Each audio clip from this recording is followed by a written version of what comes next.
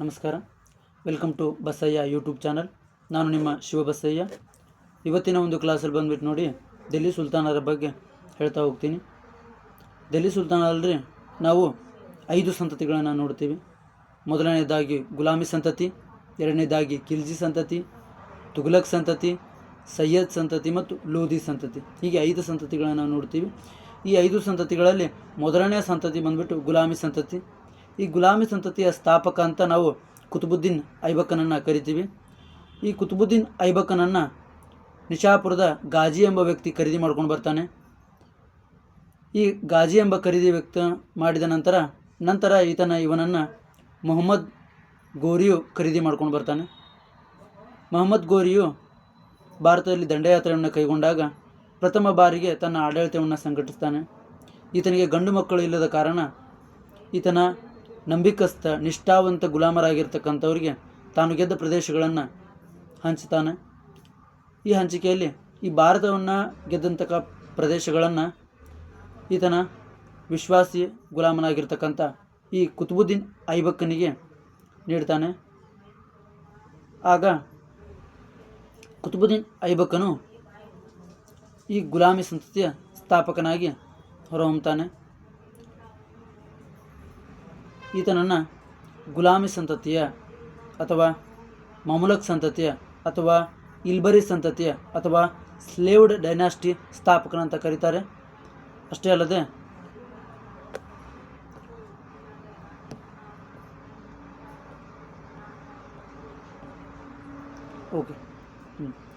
ಕುತುಬುದ್ದೀನ್ ಐಬಕ್ ಗುಲಾಮಿ ಸಂತತಿಯ ಅಥವಾ ಮಮುಲಕ್ ಸಂತತಿಯ ಅಥವಾ ಇಲ್ಬರಿ ಸಂತತಿಯ ಅಥವಾ ಸ್ಲೇವ್ಡ್ ಡೈನಾಸ್ಟಿ ಸ್ಥಾಪಕನಂತ ಕರೀತಾರೆ. ಅಷ್ಟೇ ಅಲ್ಲದೆ ದೆಹಲಿಯಲ್ಲಿ ಪ್ರಥಮ ಬಾರಿಗೆ ತುರ್ಕಿ ಆಡಳಿತ ಸ್ಥಾಪಿತವಾದ ಶ್ರೇಯಸ್ಸು ಈ ಐಬಕ್ಕನದ್ದು. 1206ರಿಂದ ದೆಹಲಿಯ ಗುಲಾಮ ಆಳ್ವಿಕೆ ಆರಂಭ ಆಗ್ತದೆ. ಈ ಗುಲಾಮ ಆಳ್ವಿಕೆ ಆರಂಭ ಆದ ನಂತರ ಈ ಕುತುಬುದ್ದೀನ್ ಐಬಕ್ ಒಂದು ಆರಂಭಿಕ ಜೀವನವನ್ನು ನೋಡುವಾಗ ಈ ಕುತುಬುದ್ದೀನ್ ಐಬಕ್ಕನ ಆರಂಭಿಕ ಜೀವನವನ್ನು ನೋಡುವಾಗ ಐಬಕ್ಕನು ತುರ್ಕಿ ಸ್ಥಾನದಲ್ಲಿ ಜನಿಸಿದ್ದು. ಈತ ಬಡವನಾದ ಕಾರಣ ಈತನನ್ನು ಗುಲಾಮನನ್ನಾಗಿ ಮಾರಲಾಗಿರ್ತದೆ. ಮತ್ತು 1206ರಲ್ಲಿ ಮೊಹಮ್ಮದ್ ಗೋರಿ ಮರಣಾನಂತರ ಲಾಹೋರ್ ಜನತೆಯ ಆಹ್ವಾನದ ಮೇರೆಗೆ ಈತ ಲಾಹೋರ್ಗೆ ತೆರಳುತ್ತಾನೆ. 3 ತಿಂಗಳ ನಂತರ ಸಿಂಹಾಸನ ಆರೋಹಣವನ್ನು ಆಚರಿಸ್ಕೊಳ್ತಾನೆ. ನಂತರ ಈತನನ್ನು ಸುಲ್ತಾನ ಎಂಬ ಬಿರುದನ್ನು ಕೊಡ್ತಾನೆ. ನಂತರ 1208ರವರೆಗೆ ಐಬಕ್ಕನು ಗುಲಾಮಿ ಸ್ಥಾನದಿಂದ ವಿಮೋಚನೆ ಆಗಿರೋದಿಲ್ಲ. ನಂತರ ಐಬಕ್ಕನು ಕೇವಲ ಮಲಿಕ್ ಎಂಬ ಬಿರುದನ್ನು ಮಾತ್ರ ಧರಿಸಿರ್ತಾನೆ. ಆದರೆ ಈತನ ಒಂದು ಹೆಸರಿನಲ್ಲಿ ನಾಣ್ಯಗಳನ್ನು ಮುದ್ರಿಸುವುದಾಗಲಿ ಅಥವಾ ಕುತುಬುವನ್ನು ಪಠಿಸುವ ಅಧಿಕಾರ ಈ ಕುತುಬುದ್ದೀನ್ ಐಬಕ್ಕನಿಗೆ ಇರೋದಿಲ್ಲ. ಹಾಗೆ ಈತನ ಒಂದು ಗಿಯಾಸುದ್ದೀನ್ ಗೋರ್ ಅಂದರೆ ಮೊಹಮ್ಮದ್ ಗೋರಿಯ ಒಬ್ಬ ಅಳಿಯನಾಗಿರ್ತಕ್ಕಂಥ ಈ ಗಿಯಾಸುದ್ದೀನ್ ಗೋರ್ ಪ್ರಾಂತ್ಯವನ್ನು ಆಳ್ತಿರ್ತಾನೆ. ಅಷ್ಟೇ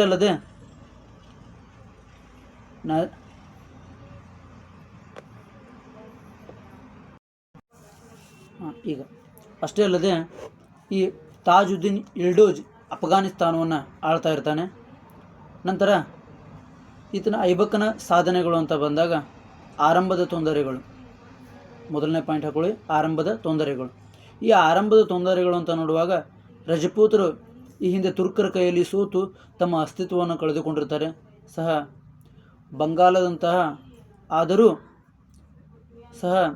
ಈ ಬಂಗಾಲದಂತಹ ದೂರದ ಪ್ರಾಂತ್ಯಗಳನ್ನು ಸಂಪೂರ್ಣವಾಗಿ ಐಬಕ್ಕನ ಒಂದು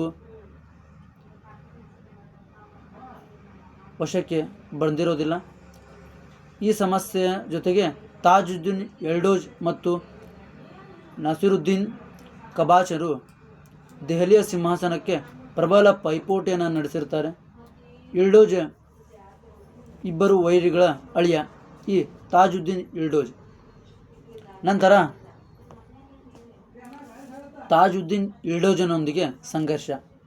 ತನ್ನ ಸಹೋದರಿಯನ್ನು ತುರ್ಕಿ ಸರ್ದಾರನಾದ ಕಬಾಚನಿಗೆ ನೀಡಿ ವಿವಾಹವನ್ನು ಮಾಡ್ತಾನೆ. ತದನಂತರ ತನ್ನ ಮಗಳನ್ನು ಇಲ್ತಮಿಷನಿಗೂ ಕೂಡ ವಿವಾಹನ ಮಾಡ್ತಾನೆ.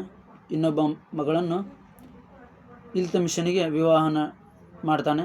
ನಂತರ ಸಂಬಂಧವನ್ನು ಬೆಳೆಸಿಕೊಂಡು ಕ್ವಾರಿಜಮ್ ಶಹನು ಇಲ್ಡೋಜನನ್ನು ಗಜನಿಯಿಂದ ಹೊರಹಾಕ್ತಾನೆ. ಈ ಐಬಕ್ಕನನ್ನು ಹಿಮ್ಮೆಟ್ಟಿಸಿ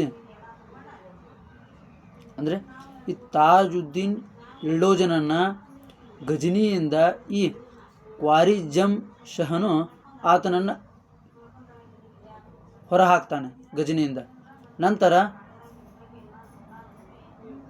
ಈ ಒಬ್ಬ ಈ ತಾಜುದ್ದೀನ್ ಇಲ್ಡೋಜ್ ಇರ್ತಾನೆ, ಆತ ಸಹಾಯ ಕೇಳ್ಕೊಂಡು ಬಂದುಬಿಟ್ಟು ಈ ದೆಹಲಿಗೆ ಬರ್ತಾನೆ.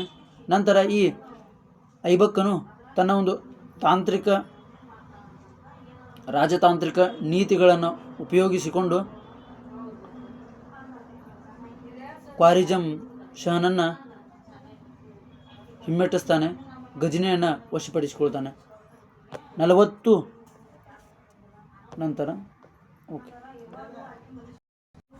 ನಂತರ 40 ವರ್ಷಗಳ ನಂತರ ಈ ತಾಜುದ್ದೀನ್ ಇಲ್ಡೋಜ್ ಮತ್ತೆ ಗಜನಿಗೆ ಆಗಮಿಸ್ತಾನೆ. ಆದ್ದರಿಂದ ಈ ಕುತುಬುದ್ದೀನ್ ಐಬಕ್ಕನು ಗಜನಿಯನ್ನು ಬಿಟ್ಟು ಕೊಡಬೇಕಾಗ್ತದೆ. ಸೊ ಸಂಪೂರ್ಣವಾಗಿ ಗಜನಿಯನ್ನು ವಶಪಡಿಸಿಕೊಳ್ಳುವಲ್ಲಿ ಈ ಕುತುಬುದ್ದೀನ್ ಐಬಕ್ ವಿಫಲನಾಗ್ತಾನೆ. ನಂತರ ಐಬಕ್ ಮತ್ತು ಬಿಹಾರ್ ಬೆಂಗಾಲ್ ಈ ಬಿಹಾರ್ ಬೆಂಗಾಲ್ ಅಂತ ನೋಡುವಾಗ ಅಲಿಮರ್ದನ್ ಖಾನನು ಈ ಬೆಂಗಾಲವನ್ನು ಸ್ವತಂತ್ರವಾಗಿ ಆಳ್ವಿಕೆಯನ್ನು ನಡೆಸಿರ್ತಾನೆ. ಅಲ್ಲಿ ಖಿಲ್ಜಿ ಸರ್ದಾರರು ಅವನನ್ನು ಪದಚ್ಯುತಿಗೊಳಿಸಿ ಮೊಹಮ್ಮದ್ ಶೇರುನನ್ನು ಅಧಿಕಾರಕ್ಕೆ ತೊಗೊಂಡು ಬರ್ತಾರೆ. ಈ ಅಲಿಮರ್ದನ್ ಖಾನನ್ನು ಏನು ಮಾಡ್ತಾನಂದರೆ ನಂತರ ನೇರವಾಗಿ ದೆಹಲಿಗೆ ಬಂದುಬಿಟ್ಟು ಈ ಕುತುಬುದ್ದೀನ್ ಐಬಕ್ಕನ ಸಹಾಯವನ್ನು ಕೇಳ್ತಾನೆ. ಆಗ ಈ ಕುತುಬುದ್ದೀನ್ ಐಬಕ್ಕನು ರಾಜತಾಂತ್ರಿಕ ಮತ್ತು ಬಲ ಪ್ರಯೋಗವನ್ನು ಉಪಯೋಗಿಸಿಕೊಂಡು ಈತನ ಬೆಂಗಾಲದ ಒಂದು ಮತ್ತೆ ಗವರ್ನರ್ನಾಗಿ ಮಾಡುವಲ್ಲಿ ಯಶಸ್ವಿಯಾಗ್ತಾನೆ. ನಂತರ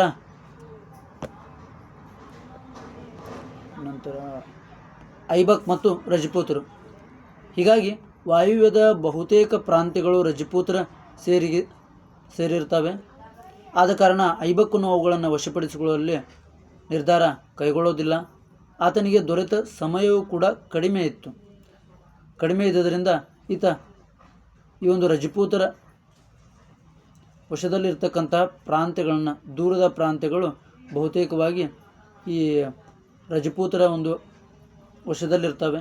ಸೊ ಅವುಗಳನ್ನು ವಶಪಡಿಸಿಕೊಳ್ಳೋದಕ್ಕೆ ಈ ಐಬಕ್ಕನು ಹೋಗೋದಿಲ್ಲ. ಏನು ಮಾಡ್ತಾನಂದರೆ, ಅಷ್ಟೇ ಅಲ್ಲದೆ ಈತನಿಗೆ ಇರ್ತಕ್ಕಂಥ ಸಮಯವೂ ಕೂಡ ಕಡಿಮೆ ಇತ್ತು ಅಂತ ಹೇಳ್ತಾರೆ. ಒಂದು ನಿಮಿಷ ಮಾಡಿ. ಈ ಕುತುಬುದ್ದೀನ್ ಐಬಕ್ಕನು ವ್ಯಕ್ತಿತ್ವ ಮತ್ತು ಕೊನೆಯ ದಿನಗಳಂತ ನೋಡುವಾಗ ಐಬಕ್ಕನು ಓದು ಬರಹ ಬಲ್ಲವನಾಗಿರಲಿಲ್ಲ. ಆದರೂ ಸಹ ಸಾಹಿತ್ಯ ಮತ್ತು ಕಲಾಕಸ್ತನಾಗಿದ್ದನು. ಈತನ ಉದಾರತೆಯಿಂದ ಈತನನ್ನು ಲಾಖ್ ಬಕ್ಷ್ ಅಂತ ಕರೆಸಿಕೊಳ್ತಾನೆ. ಕುತುಬುದ್ದೀನ್ ಐಬಕ್ 1210ರಲ್ಲಿ ಲಾಹೋರದಲ್ಲಿ ಪೋಲೋ ಆಟವನ್ನು ಆಡುವಾಗ ಅಶ್ವದಿಂದ ಕೆಳಗೆ ಬಿದ್ದು ಮರಣವನ್ನು ಹೊಂದುತ್ತಾನೆ ಈ ಕುತುಬುದ್ದೀನ್ ಐಬಕ್. ಇದಕ್ಕಿಂತ ಮೊದಲಿಗೆ ನೋಡಬೇಕಾದ್ರೆ ಅಲ್ಲೊಂದು ಪಾಯಿಂಟ್ಸ್ ಮಿಸ್ ಮಾಡಿದೆ.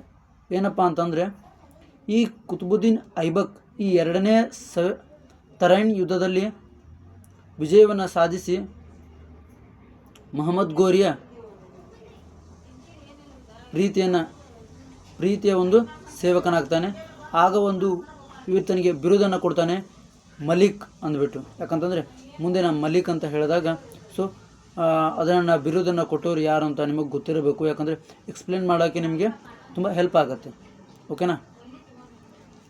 ಈತನ ಶಿವವನ್ನು ಇಲ್ಲಿ ಬಂದುಬಿಟ್ಟು ಕುತುಬುದ್ದೀನ್ ಐಬಕ್ಕನು 1210ರಲ್ಲಿ ರಾಹೋಲದಲ್ಲಿ ಪೋಲೋ ಆಟವನ್ನು ಆಡುತ್ತಿದ್ದಾಗ ಅಶ್ವದಿಂದ ಕೆಳಗೆ ಬಿದ್ದು ಮರಣವನ್ನು ಹೊಂದುತ್ತಾನೆ.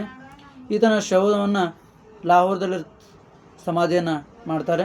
ನಂತರ ಈತನ ಮಗ ಆರಾಮ್ ಶಾ ಅಧಿಕಾರಕ್ಕೆ ಬಂದರೂ ಸಹ, ಆದರೆ ದೆಹಲಿ ಪ್ರಜೆಗಳು, ಲಾಹೋರದ ಪ್ರಜೆಗಳು ಬೇರೆ ಬೇರೆ ರಾಜ್ಯನ ಆಯ್ಕೆ ಮಾಡ್ತಾರೆ. ಲಾಹೋರದ ಪ್ರಜೆಗಳು ಈ ಆರಾಮ್ ಶಾನನ್ನು ಸುಲ್ತಾನ ಅಂತ ಕರೀತಾರೆ.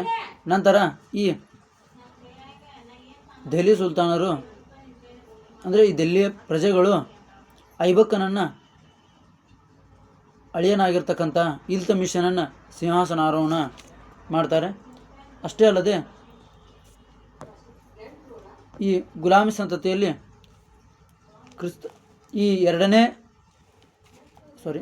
ಈ ತರೈನ್ ಯುದ್ಧದ ಸವಿನೆನಪಿಗಾಗಿ ಈತ ಒಂದು ಮಸೀದಿಯನ್ನು ಕಟ್ಟಿಸ್ತಾನೆ. ಆ ಮಸೀದಿಯ ಹೆಸರು ಕ್ವಾತ್ ಉಲ್ ಇಸ್ಲಾಂ ಅಂತ. ಅಂದರೆ ಯಾರು ಒಂದು ಕಾಂಪಿಟೇಟಿವ್ ಓದ್ತಿದ್ದೀರಾ ಇದು ಬೇಕಾಗುತ್ತೆ, ಓಕೆನಾ. ಕ್ವಾತ್ ಉಲ್ ಇಸ್ಲಾಂ ಈ 2ನೇ ತರೈನ್ ಯುದ್ಧದ ಕದನದ ಸವಿನೆನಪಿಗಾಗಿ ಐಬಕ್ಕನ್ನು ಕಟ್ಟಿಸಿರ್ತಕ್ಕಂಥ ಒಂದು ಮಸೀದಿ ಅಂತ ಹೇಳ್ಬೋದು.